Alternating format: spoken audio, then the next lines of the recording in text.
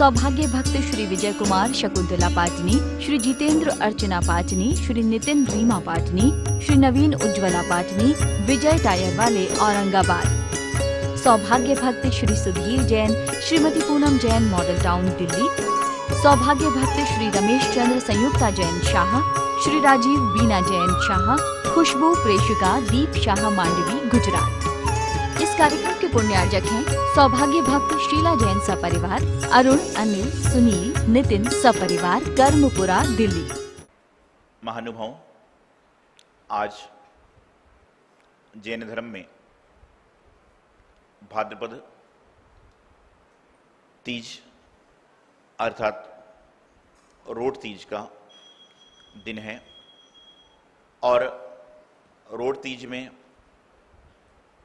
जो लोग रोड तीज के महत्व को जानते हैं वह समझते हैं कि हमारे जैनागम में रोड तीज का क्या महत्व होता है। और रोड तीज का व्रत अर्थात जो हमारे जीवन में अन्य सारे व्रत उपवास हमने करे हैं उन सब का सार होता है। तो आप लोग अपने जीवन में रोड तीज के व्रत को समझते हैं, महत्व को पढ़ते हैं और अन्य सारी क्रियाओं को संपन्न कराने का प्रयास करते हैं। तो व्रत नियम प्रसंग रोड तीज का है, चाहे कोई भी हो, लेकिन अपने जीवन में सारे के सारे रोड तीज व्रत आदि आप लोग करके सारी क्रियाओं को संपादित करने का प्रयास करते हैं। जीवन में व्रत का क्या महत्व है, जीवन में नियम का क्या महत्व है, जीवन में संकल्प का क्या महत्व है। आप पाएंगे कि बहुत सारी चीज़ें ऐसी होती हैं जो हम लोग व्रत, नियम, संयम, संकल्प करते हैं और सारी की सारी क्रियाओं को संपादित करने का हम लोग प्रयास कराते हैं और सारी की सारी व्यवस्थाएं को हम लोग अपने संपन्न कर देते हैं। तो जीवन में व्रत का, नियम का क्या महत्व होता है। आप लोग विचार करें, भाद्रपद का महीना प्रारंभ हो गया, 2 दिन बाद पर्युषण पर्व आ जाएगा और समझता हूं कि जो जैनी कभी धर्म नहीं करता लेकिन परसों से उसके मन में व्रत के, उपवास के, एकासन के, रात्रि भोजन त्याग के भाव उत्पन्न हो जाएंगे। क्यों हो जाएंगे? क्योंकि भाद्रपद का महीना ऐसा होता है और पर्युषण पर्व जिसको व्रत भी कहा जाता है, कहते हैं कि जो व्यक्ति व्रतों में भी व्रत नहीं रखता वह मनुष्य कहलाने के लायक नहीं। हर जात में, हर जाति में, हर कौम में, हर वर्ग में कोई ना कोई त्योहार को माना जाता है, चाहे वह हिंदू का हो, चाहे मुस्लिम का हो, चाहे सिख का हो, चाहे ईसाई का हो, चाहे जैनों का हो। हर लोग का कोई ना कोई व्रत आता है और कितना भी निकृष्ट से निकृष्ट जीव हो, कितना भी नास्तिक से नास्तिक जीव हो, लेकिन यदि वह उस दिन तो कम से कम अपनी चोंच को बंद कर देता है। इंसान ही एक ऐसा प्राणी है जिसकी चोंच जब तक आंख खुली है जब तक चलती रहती है। इस सृष्टि में इंसान ही एक ऐसा प्राणी है जिसकी चोंच हमेशा खुली हुई है। आपने कभी पशु पक्षियों को रात्रि में खाते पीते नहीं देखा होगा। आपने कभी एक समय के बाद में और लोग त्रियंचों को आपने कभी खाते पीते घूमते नहीं देखा होगा, लेकिन आपने रात्रि में चलते फिरते, घूमते फिरते सभी लोग को खाते पीते देखा होगा। एक बात ध्यान रखना, लोग मेरे पास में आते हैं और कहते हैं महाराज जी हमारे घर के पीछे तेंदुआ आ गया। तेंदुआ समझते हो आप लोग? जानवर होता है। अभी हम लोग जब पिछले साल पंचला कराने जा रहे थे नैनीताल, तो बता रहे थे कि वहां पर चीता जब चाहे बनाता है। तो उनने मुझसे पूछा कि महाराज जी इसका कारण क्या है, यहां पर भी कोई बड़ा जानवर आ जाए तो कोई घबराहट की बात नहीं, कोई आश्चर्य की बात नहीं, क्यों आते हैं? वह सिर्फ इसलिए आते हैं कि यह उनके रहने के स्थान थे। जो आप लोगों ने कोठी बंगले बना दिए, जंगल को काट काट कर आप मकान बनाते जा रहे हो, तो वह भी तो अपने स्थान पर रहने के लिए आएंगे। उनका स्थान रहने का जो जंगल था, जंगल को आपने काट काट के शहर बना लिया, तो कहां जाएंगे? वह भी तो अपने स्थान पर रहने के लिए आएंगे। तो उसी प्रकार से मैं आपको बता रहा हूं कि ध्यान रखिएगा कि जब आपको एक समय के बाद रात्रि में लोग खाते पीते चलते फिरते नजर आ रहे हैं, तो आप ये मान के चलना कि ये मनुष्य नहीं, ये त्रियंच हैं।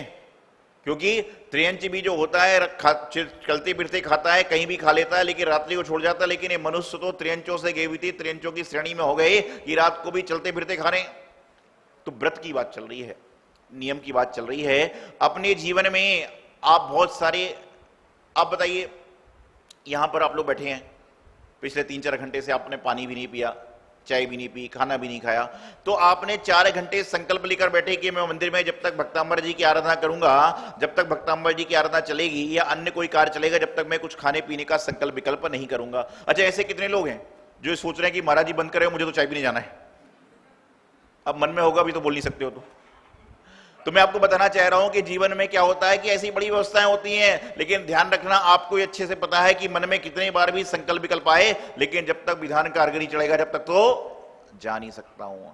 ध्यान रखना, भोजन को त्याग करना कोई बड़ी बात नहीं है, लेकिन भोजन मिलने के बाद भोजन को त्याग करना ये सबसे बड़ी बात है। एक समय के बाद में त्रियंचों को खाना बंद हो जाता है क्योंकि मिल ही नहीं रहा है, लेकिन मनुष्य एक ऐसा प्राणी है जो सामने आती है थाली, आप देखिएगा रोट तीज का जैसे आज चल रहा है, रोट खाते हैं, तरोई गिल की फतकुल की सब्जी खाने का प्रयास करते हैं और बाकी सारी चीजों को तिलांजलि देते हैं। क्यों? क्योंकि सामने हैं, फिर भी उसको छोड़ रहे हैं। ये क्या होता है? ये आपको भोजन होने के बाद में भी भोजन का त्याग करना, ये व्रत नियम संकल्प कहलाता है।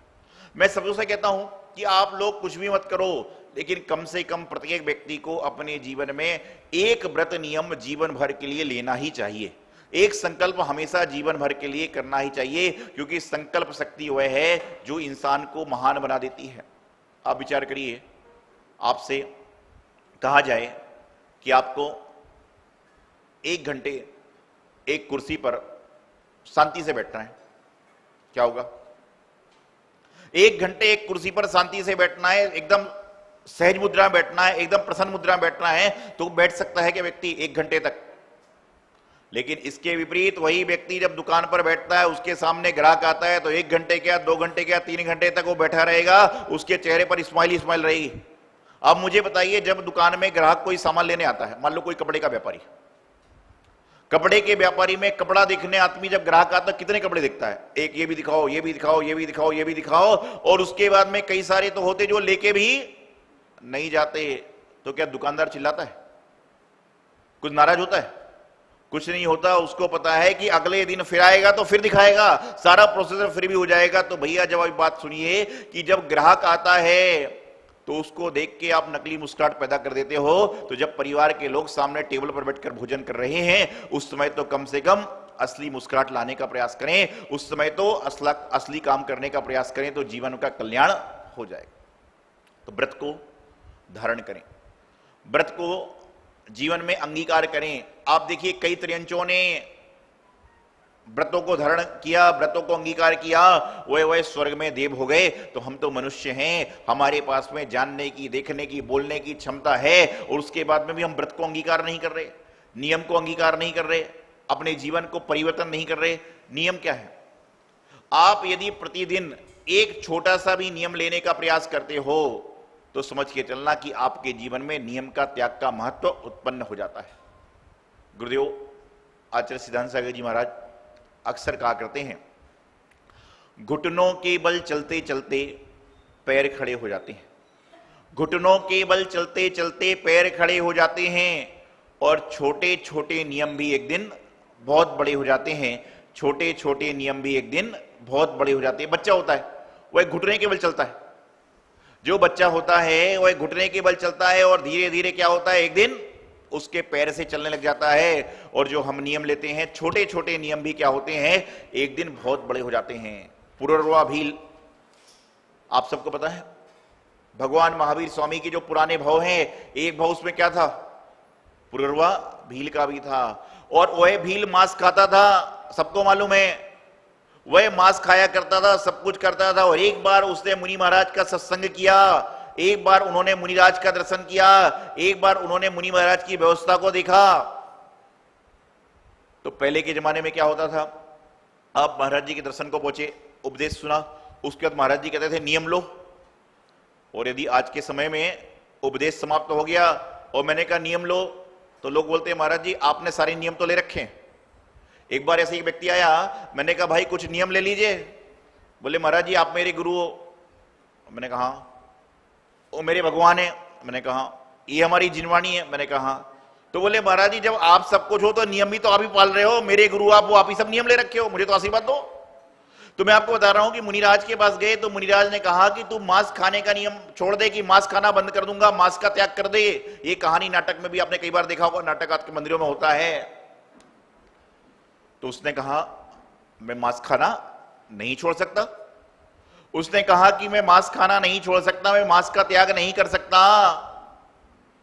तो मुनिराज ने कहा ऐसा करो कि तुम कौवे के मांस खाने का त्याग कर दो। कौवे का मांस कोई खाता नहीं है।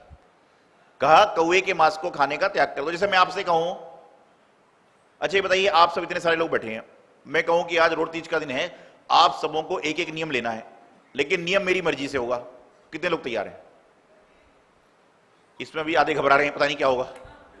और मान लीजिए देखिए मैंने कहा कितने लोग नियम लेंगे, वो नियम मेरी मर्जी से होगा। आधे आदमी ऐसा ऐसा कर रहे हैं कि महाराज जी देखे तो ऐसा, बाद में ऐसा कर लो।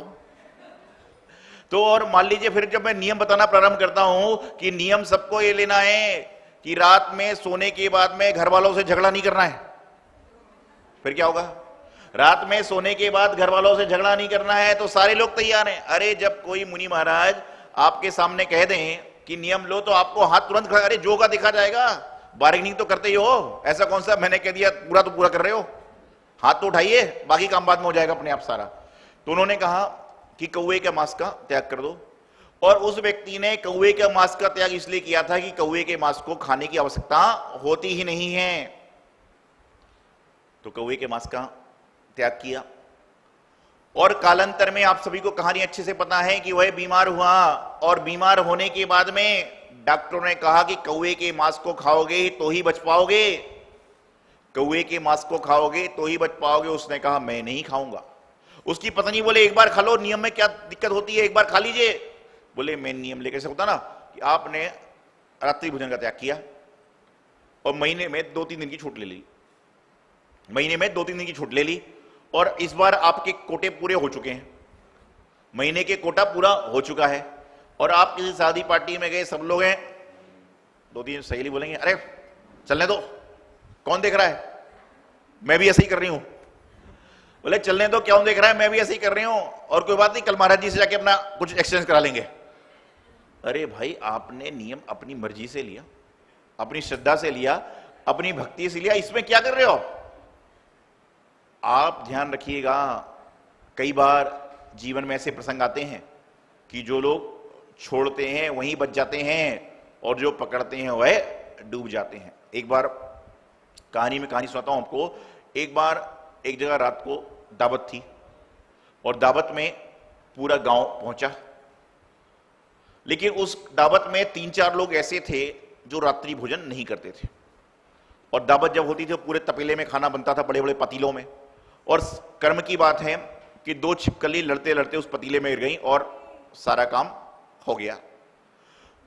जो 4 लोग थे जिनका त्याग था वह खाना परोस रहे थे, उन्होंने खाने को चखा भी नहीं, और थोड़ी देर बाद देखते हैं कि 1 गिरा, 2 गिरा, 4 गिरा, 20 गिरे, 100 गिरे, और 100 के 100 लोग फ्लैट हो गए। 100 के 100 लोग फ्लैट हो गए। तो उनको लगा पता नहीं क्या बीमारी हो गई, क्या चक्कर आ गया, कुछ खाने पीने में कम ज्यादा हो गया होगा। इतने में जब कुछ चीज बच जाती है तो उसको डाला जाता है। तो जब वह डाल रहे थे तो उन्होंने उन छिपकलियों को देखा, तो उन्होंने अपना माथा ठोक लिया। एक समय के बाद सब लोग ठीक हो गए, लेकिन उस दिन सारे लोगों ने नियम ले लिया कि हम लोग कभी भी रात को भोजन नहीं करेंगे, क्योंकि उन 4 लोगों ने रात्रि भोजन त्याग नहीं किया तो बच गए और गांव बच गया। यदि सारे के सारे रात को खाते तो क्या होता, सारे फ्लैट होते और सारे के सारे मर जाते, तो कोई बड़े आश्चर्य की बात नहीं। तो उन्होंने कहा कि बच्चों ने कहा कि खाओ तुम, तो जो होगा देखा जाएगा। बोले नहीं, मैं तो कौवे का मांस नहीं खाऊंगा। और उसके बाद में क्या हुआ क्या नहीं ये तो आप सबको पता है, लेकिन वही व्यक्ति आगे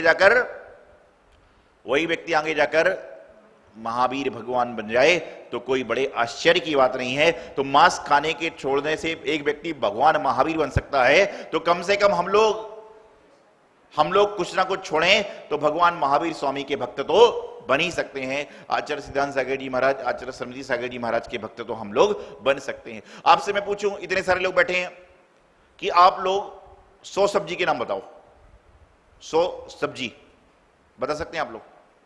अच्छा ये कह रहे हैं कि सब्जी और फल दोनों का मिला के 100 का नाम बताओ तो। अच्छा ये कह दो कि सब्जी, दवाई और फल इनके मिला के 100 लोग का नाम बताओ तो नहीं बता पाओगे। लेकिन ऐसा कितनों ने नियम ले रखा है कि हम लोग 1000 सब्जी से ज्यादा नहीं खाएंगे। नियम भी नहीं है, ज्ञान भी नहीं है, बता भी नहीं पा रहे हो। अरे भाई, आप गाड़ी जब खरीदने बाजार में जाते हो तो कौन सी गाड़ी खरीदते हो? जिसके बारे में आपको जानकारी होती है। भोजन करने होटल में जाते हो, आपको मेनू दिखाया जाता है, तो कौन सा भोजन करते हो? जिसके बारे में आप जानते हो। तो कम से कम उस वस्तु का नियम ले लो, जो जानते हो वही खाएंगे, बाकी नहीं खाएंगे। अनजान का तो त्याग कर दो। थोड़े थोड़े व्रत भी, थोड़े थोड़े नियम भी आपके जीवन को उत्थान की ओर ले जाएंगे, आपके जीवन को अच्छाई की ओर ले जाएंगे। तो आपको हमेशा प्रयास करना है कि चाहे रोट तीज का व्रत हो, चाहे भाद्रपद का व्रत हो, चाहे और मुकुट सप्तमी का व्रत हो, चाहे कोई भी व्रत हो। व्रत तो बहुत होते हैं, व्रत तो बहुत सारे होते हैं, लेकिन व्रतों को धारण करना, व्रतों को अंगीकार करना और कम से कम व्रतों को जानना, यही हमारी जीवन की बहुत बड़ी उपलब्धि होती है। नहीं तो क्या हो रहा है, एक व्यक्ति आया, मैंने उससे कहा, आहार में एक व्यक्ति आया, मैंने उससे कहा आलू का त्याग है? उसने हाथ जोड़ा, मुंह में अंदर आवाज निकाली महाराज जी का, और जोर से बोला आजीवन त्याग है। मैं आहार ले रहा था, मैंने एक व्यक्ति से कहा आलू का त्याग है, उसने हाथों को जोड़ा, मन में बोला महाराज जी का, और जोर से बोला आजीवन त्याग है। उसकी मां बोली महाराज जी ये नहीं होगा। मैं तो समझ गया था उसकी बात को क्या करने वाला है। वो बोली महाराज जी, मां बोली ये नहीं कर पाएगा, मुझे पाप लग जाएगा।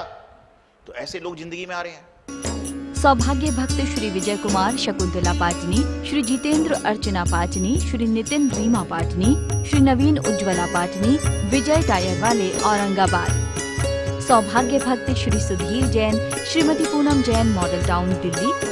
सौभाग्य भक्त श्री रमेश चंद्र संयुक्ता जैन शाह, श्री राजीव बीना जैन शाह, खुशबू प्रेषिका दीप शाह मांडवी गुजरात। इस कार्यक्रम के पुण्यार्जक हैं सौभाग्य भक्त शीला जैन सपरिवार, अरुण, अनिल, सुनील, नितिन सपरिवार, कर्मपुरा दिल्ली।